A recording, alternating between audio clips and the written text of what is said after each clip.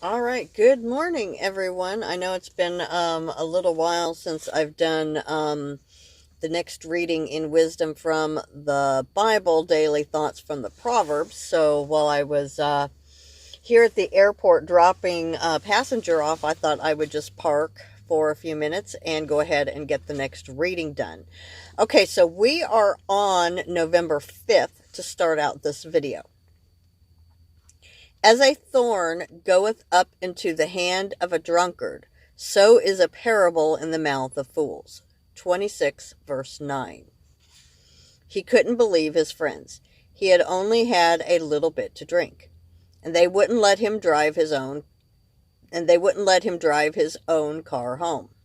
He'd show them. He didn't need his car because he could walk. He turned a corner and walked halfway up the street before he realized he didn't recognize any of his surroundings. He decided that he was a block wrong from where he wanted to turn, so he cut through a yard which he felt would be adjacent to his own. In the dark, he stumbled and fell into a hedge of rose bushes. He climbed out of the bushes, cursing and shouting.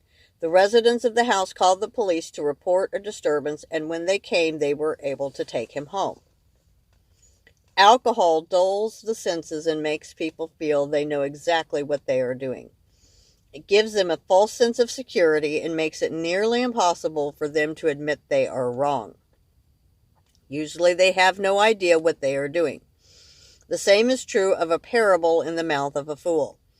The fool may think that he or she knows what it is about, but without the wisdom of God in their lives, they haven't the slightest idea. God will disclose his great mysteries to everyone who will come to him in humility and love. All we need to do is ask.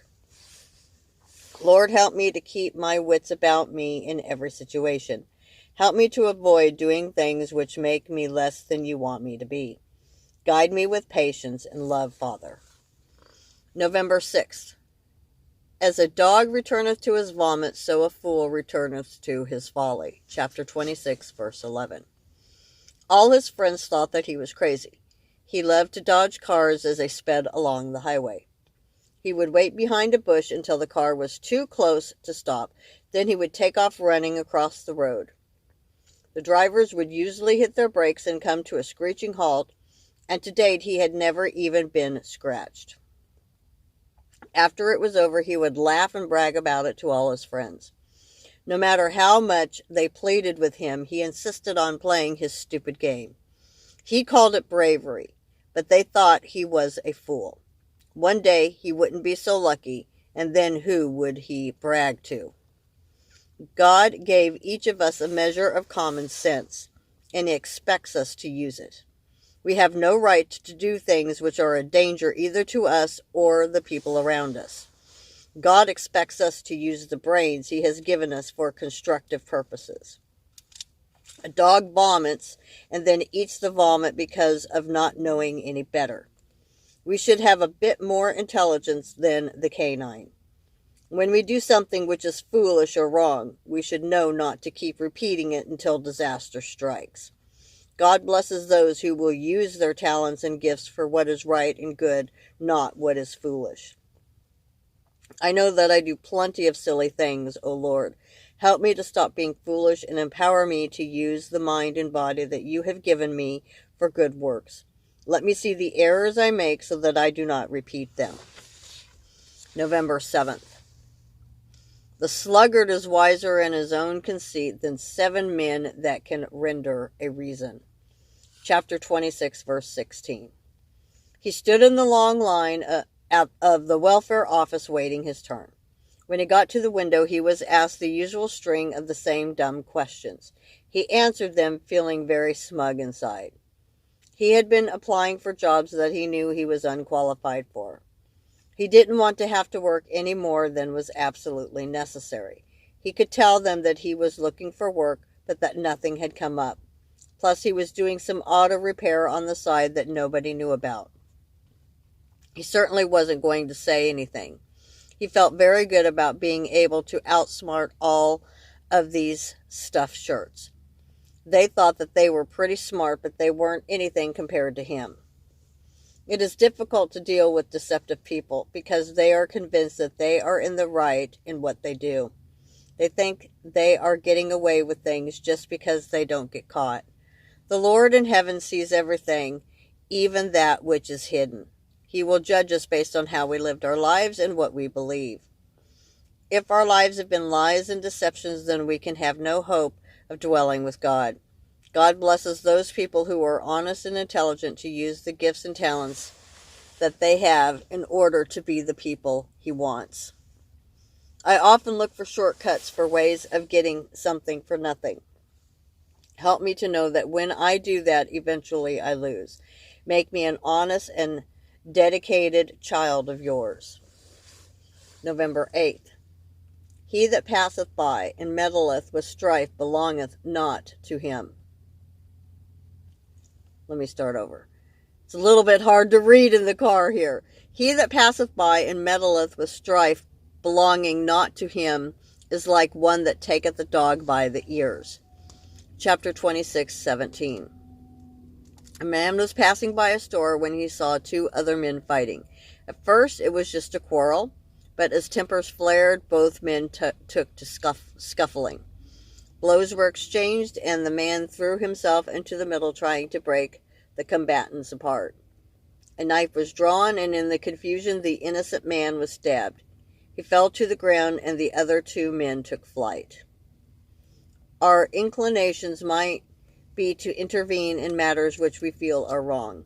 In many cases we can be of some service, but often we should mind our own business. We can get ourselves into trouble, which is unnecessary. It is foolish to enter into the fight that is beyond our control, as it is to try to take hold of a rabid dog. The only result will be that we will come out losers. God gives each person a freedom to choose. Some people will abuse that freedom, and they will try to hurt others with it. They will have to answer for that before God. Each of us needs to ask what Christ would do in a similar situation. Christ knew when to leave well enough alone. He knew when to enter in and when to stay back. God wants us to be useful, but He wants us to use our reason before we leap where angels would fear to tread. Lord, open my eyes. I so often act without reason and without foresight. Help me to know when to act and when to wait. November 9th. As a madman who casteth firebrands, arrows, and death, so is the man that deceiveth his neighbor, and saith, Am not I in sport? Chapter 26, verses 18 and 19. A man had the habit of making fun of people as a joke. He would often lapse into extremely poor taste, and he offended regularly. When people would react in anger, he would accuse them of not having a sense of humor. And he would say, Hey, I'm only kidding. You know how much I think of you. Then he would turn around and insult them all over again. He thought that he was being immensely humorous, and many people laughed at his jokes, just so long as they weren't the target of them. There is no such thing as a harmless joke at the expense of another human being's feelings or dignity. Christ calls us to respect and love one another, and we have no right to do anything which might prove hurtful. Our words should build each other up, not provide a stumbling block. A lot of cruelty has been masked as jokes throughout the centuries. But one day God will judge what was funny and what was evil. It is the duty of every person of God to weigh the impact of their words and to speak in ways which are a blessing rather than a curse. The Lord rejoices when our words are sweet and gentle, but His wrath is kindled by words which burn and cause anguish. Lord, fill my mouth with the sweet sounds that are pleasing to you. In a world of such unkindness, let my speech reflect a love and caring that is foreign to most, and a haven of peace to all. November 10th.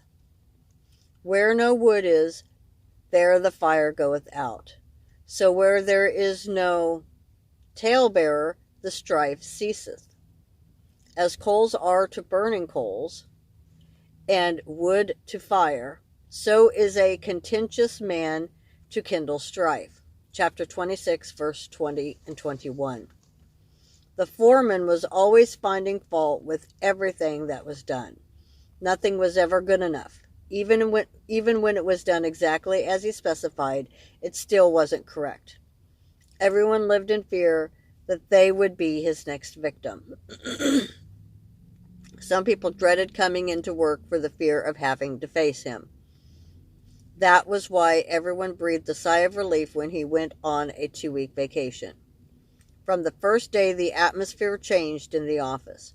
People could breathe easily, and they got along much better. They stopped being defensive, and production increased greatly. When quality control came to find out why, they decided to replace the foreman, and the office became a joyful and peaceful place to work. Some people live to stir up trouble. They cause so much pain and anxiety that they are despised.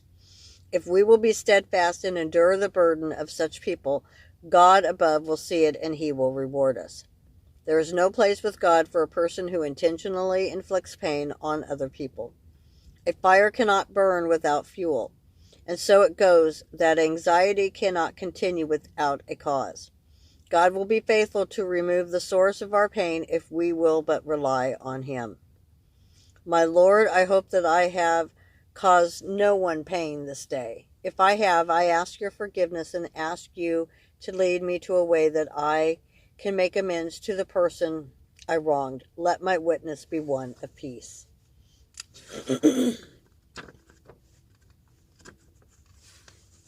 And then the last reading for this video is November 11th. Burning lips and a wicked heart are like a potsherd covered with silver dross. Chapter 26, verse 23. Every head turned towards the door when she walked in. She was breathtaking. Her hair was long and beautiful. Her face had fine, gentle features, and she was tall and slender.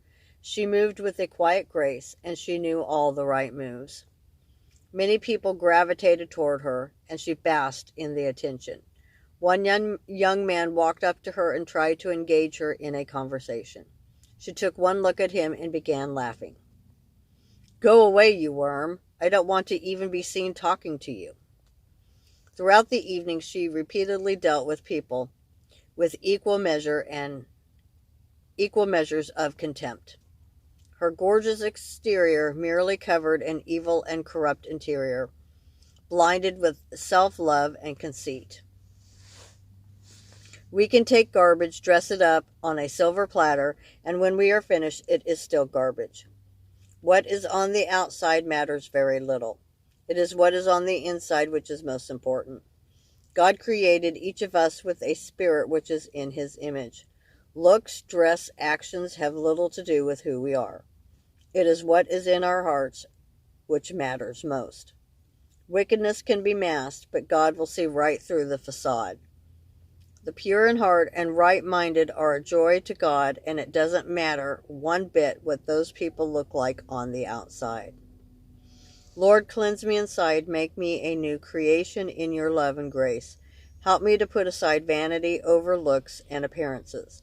Let only concern be what is in my heart.